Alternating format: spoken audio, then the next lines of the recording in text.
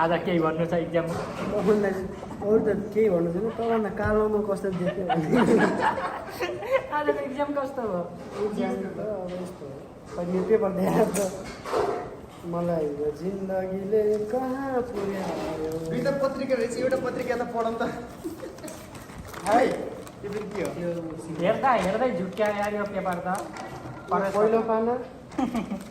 यो दोस्रो पाना अब हो प्यासेज एकाउन्टमा प्यासेज खोजिरहेको थियो यसले ट्याक्सेसनमा यो प्यासेज चाहिँ त हो नि यसमा के छ यसमा जे छ त्यही लेख्नु त भने प्यासेज जस्तै त हो आज इक्जाम त अब आज सोचे जस्तो राम्रो भएन तर त्यति साह्रो फेलै हुने खालको छैन